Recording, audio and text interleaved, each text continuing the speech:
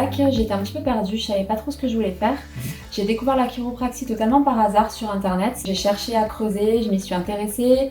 J'ai demandé du coup à aller voir quelqu'un qui travaillait donc sur Lyon dans un cabinet directement pour me rendre compte vraiment du métier. Suite à ça, j'ai postulé donc dans l'unique école en France qui est l'Institut franco-européen de chiropraxie. Mais il y a deux pôles, un pôle à Paris et un pôle à Toulouse.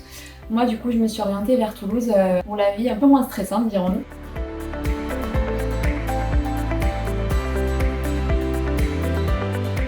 La majeure partie effectivement des patients qui consultent sont en effet pour les problèmes de la colonne vertébrale. Donc on part du principe que c'est le cerveau et la moelle épinière qui gèrent en fait tous les influx pour bouger mon doigt, pour bouger mon pied, tout part en fait du cerveau.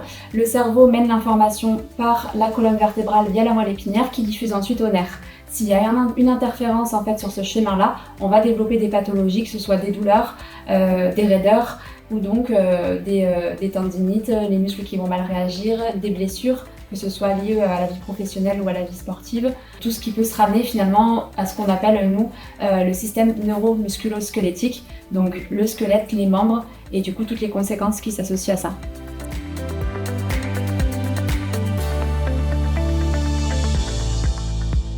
On maintient en fait la formation continue qu'on appelle. Rien que si on prend le nourrisson par rapport à un sportif, forcément la prise en charge ne va pas du tout être la même.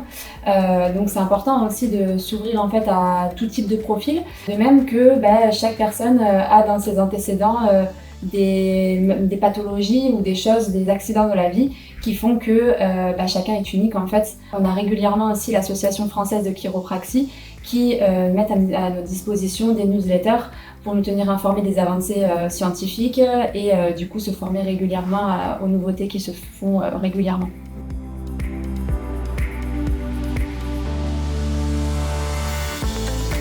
Pour ma part, je pense que je ne me suis pas trompée dans le sens où c'est vraiment le métier d'avenir. En France, on reste encore vachement en recul là-dessus.